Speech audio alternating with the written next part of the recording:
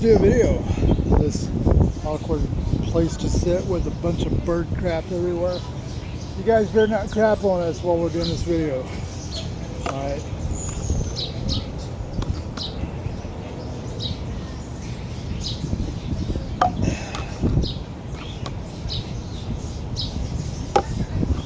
Put this bottle right there. Can you read it? HOPE.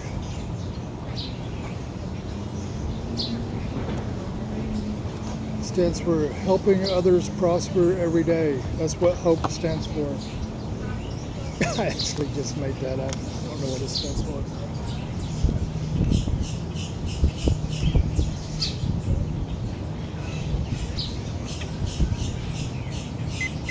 Let's call this 12 minutes. Of course, you know this is very raw, unprofessional, not packageable worthy, that's for sure. Not yet. Nor do I care to.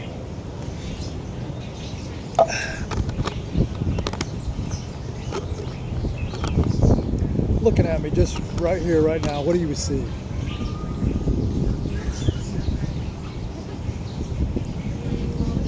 Besides some dude that slacking his upper teeth, besides that, what do you see? Besides me being in this awkward position, straddling this concrete thing because there's too many people over there to make a video. Besides all that.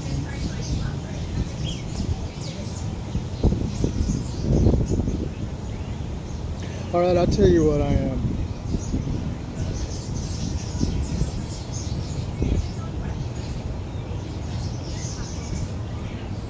I'll make it in a generalized term.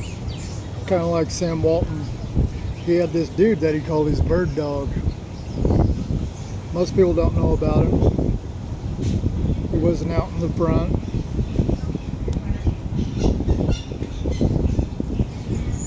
But that dude could go places where his other dogs couldn't go or wouldn't go.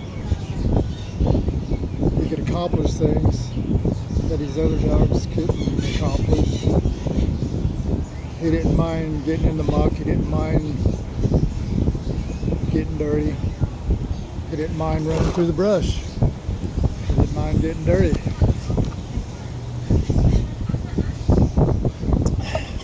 Anyways, maybe that's a terrible analogy, but I'll tell you what I am. I am here to help the Cardones.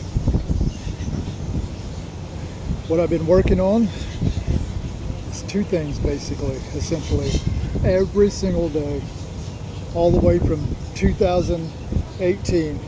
Well, it was 17 when it first started in that last quarter after September. But about halfway through it, when I realized a target, and at that time, that target was a hypothetical target, and I started moving towards that target just to see what would come in view, because that's what you do. You mark out a target, shoot for it, see where it hits. See how good your shooting is, or if you can even make it to the target. All right, having said that, of course, everybody who knows the 10X industry, Cardone's reaching the top of his prime. And it was about 4 years ago, he'd had a meeting that was dead serious. Very dead serious. It was complete. If you look through his videos, he's probably got a few thousand videos on YouTube. And that one video, you can see it in his eyes, you can see it in his face, you can hear it in the tone of his voice. There was a desperate concern there, a desperate concern, and he voiced that concern. This is what it was. It's something he could see and he noticed in his life and what needed to be done and taken care of and needed to be taken steps to be worked on every single day from that time he mentioned it till now, till after he's dead, and then so on and so forth into the next generation. He threw that ball out there in one of their meetings, and nobody caught the ball. And that was his major concern.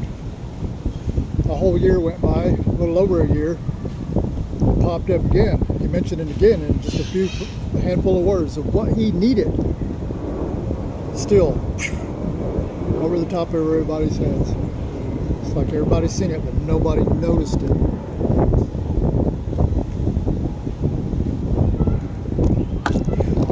Luckily, well, it turns out that's what I was already working on anyway. Those two things. So anyways, I guess what I'm trying to say is, oh, I didn't hit the timer. Sorry. All right, we'll just watch the timer on the phone. So the cool thing is I always admired his stuff anyway. I always admired the Cardone stuff anyway. And I thought it was just way above me. But then it turns out it clicked. If you look in his Cellarby's old book, page 4, a couple of paragraphs down, he mentions the Ultimate Commission. The Ultimate Commission. That's the exact same thing I've been pressing in on too. The Ultimate Commission. And that legacy that goes off into the next generations. But anyways, it's about 4 years ago when it really clicked. And so it's been at work ever since then. Doing what I'm already doing for me and my family, and my children and my children's children. It just fits like a glove. Bam. It's like I don't even have to change course or anything. It's just, all I had to do is just add it to it. That's it. Just add it to it. That's all I had to do. Okay, now I'm fixing to brag. Can I brag? Give me permission to brag. Say yes, Timothy Daniel, you can brag. Did you do it? Did you give me permission? All right. Since then, so many little bits and pieces of notes and papers I've done and manuscripts came and gone. I look back on some of those manuscripts and it's like, man, this stuff is, it's pretty good. It's pretty good. It's very valuable. It's like doing it, it's like you don't realize it. It's kind of like what Eddie Pinero said. It's like you're climbing a mountain, and you don't realize how high you get until you get all the way to the top and you can't go any further. That's it. And then you stop and look around and it's like, oh my God. You look behind you and it's like, it's like, holy shit. We've laid out some super badass steps.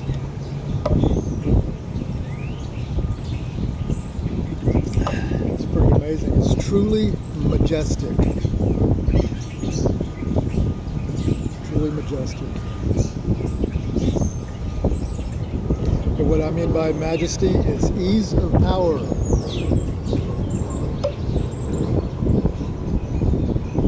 And that ease of power, it's almost like a magic. It's miraculous. It's obviously a God thing. It's a spirit of the universe thing. It's like you could be working on a manuscript, you could be fleshing something out. It's got you got this whole conglomeration of notes and stuff, and you're trying to make sense of it and see what matches to what, or for what reason, or what. It's like you know you wanted, you desired, you know your intent, and you know what you need, but you got all this mess, and you need to make it, to make that, to help to get up to that, and then get up to that. And then it's like bam, bam, bam, bam, bam, bam. You're doing it every quarter. Mark them out every half year, whatever you line out your writing projects. Cut 2 manuscripts every quarter, every 90 days. And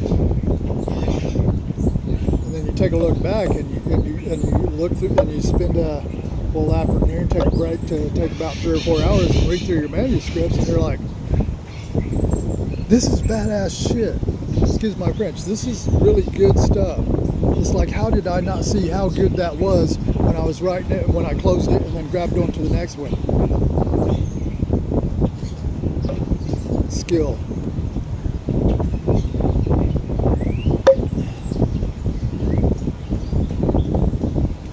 The cool thing is you know, I don't care to make these videos professional. It's like I've got one target, I've got one agenda, I've got one goal, I've got one dream, one vision, one generation. I don't have to adjust course. And once I'm on board, and once I'm what's his name was to Sam Walton, to the Cardones, Brett and Elena Cardone, and of course Brandon and Natalie.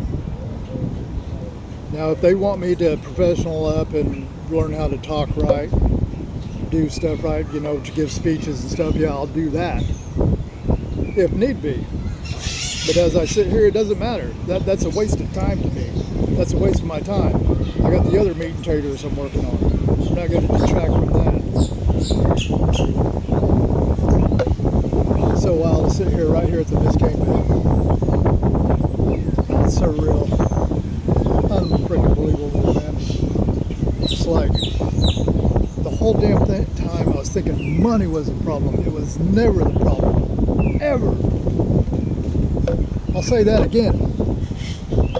The whole damn time I was thinking money was a problem. It was never the problem, not even once. Because that conditioning, you know, you go years and years and years thinking, okay, you got to build up this certain amount of money or whatever, and then it's like, then everyone can function and be happy once their needs and financial needs are met. No. And we're different. Each person's heart is different and what their needs are and what season of life they're going through.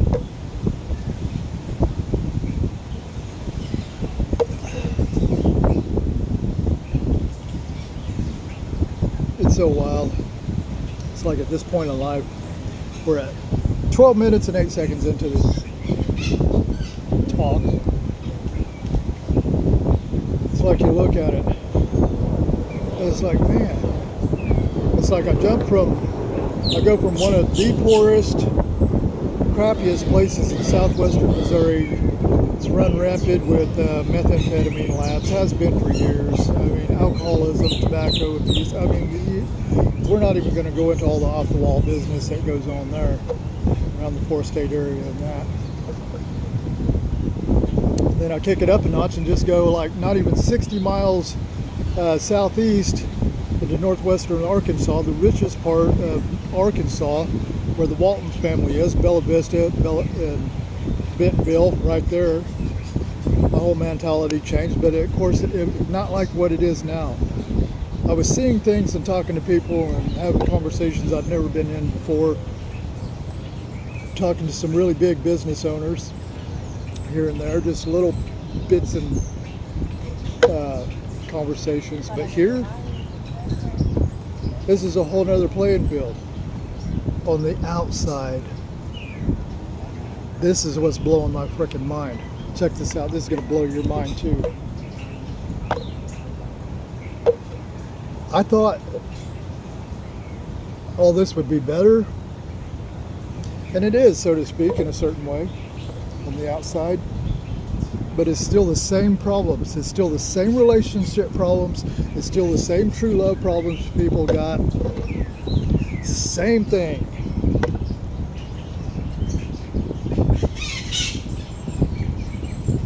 And that's what blows my mind. It's the same thing. It's the very same thing. It's nothing different. It's like I don't have to readjust course. I don't have to relearn. I don't have to revamp. I don't have to redo anything. I don't have to rearrange any notes or manuscripts. It's just bam. It's just laid out right there. There it is.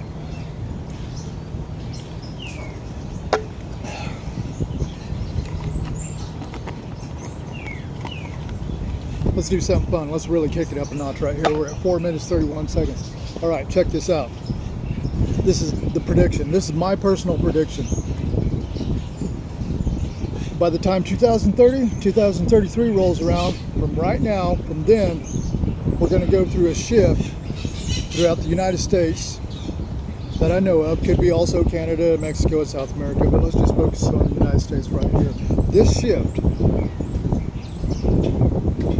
happening with OpenAI and Walmart, this little bitty shift will cause so much change for the better for the human psyche. And what I say is how they've incorporated the artificial intelligence into the way Walmart shoppers shop. It's no longer search a bunch of things out and then filter through it. Kind of like when you're Amazon shopping, you put a bunch of things in your cart and then you look at them and contrast and stuff like that. No, it goes different. Now we're going from that to where we're going to evolve into just straight up in intentions and needs. You state your needs and your intentions, bam, bam, bam, bam, bam. The artificial intelligence runs through it, bam, bam, bam, bam. Boom, there you go. And you might say, well, that's a little different. We're going from the searching and then filtering out everything to what do you desire? What's your intentions? What do you want to achieve? What do you need? See, there's a big difference there. And the reason I say this is going to be so psychologically healthy for our country and Walmart is this one thing. People will learn, we will all learn how to get better at stating what we want and what we need. See, it's right next door to the place where we all get jammed up. We get jammed up in our emotions. We can't voice what we need in the moment from the other person. We can't voice what we want from them at that time to make so that we can just step up into the next level of conversation. We don't know how. We get jammed up. A lot of it's due to, we're losing our emotional resilience from doom scrolling and a bunch of other things, not to mention toxic foods that we eat. And just our way of being has made us weak to where it's like our conversations and our connections with one another are fairly weak. So that's the prediction right there on that part. See how that loaded the bases? As this is happening already right now, most people don't realize this is where it's at. This is everywhere, all over, all at the same time. Boom, everything. OpenAI, Walmart's, United States, all at once.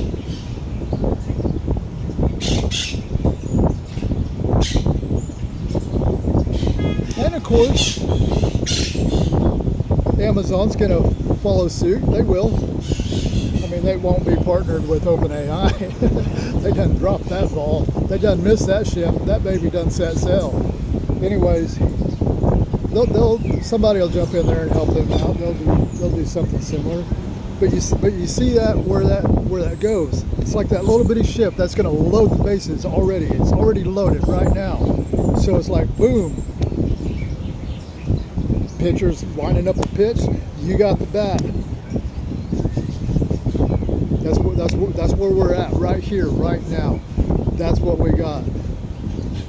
Our bases are loaded to where if we play these cards right, if we lay these systems in right, to where if we get more and more people on board where they're using artificial intelligence, to where they're not rewarding people for their lower impulses and exploiting that, but rewarding them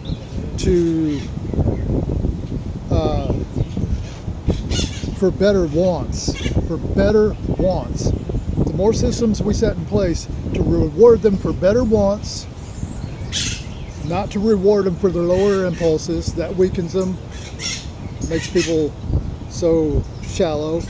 We'll try to minimize that. We'll start loading that, plus OpenAI and Walmart, what they got going together. You put those two things together, what are we looking at? We're looking at a very, very, very, very powerful, psychologically healthy nation. It's like we're going to go from all these homeless people all over the United States. You look like in Seattle, Washington. How many thousands of people are homeless there and on drugs and stuff? They're just psychologically dilapidated. We're going to watch that just go bam, bam, bam, bam, bam, bam, bam. It'll boom, boom, boom, boom, boom, boom. It'll just build right up, and it will just be super healthy and super powerful, and that's going to load us into the next basis to where we can step up into something we have never stepped into before. See, we keep these toxic relationships going, you know, amongst our marriages, friends, work, and stuff like that, to where we have these dignity breaches consistently. So we've never been able to get up to this certain level to where we can step up to that next level. And that next level is another way of doing business, an entire economic structure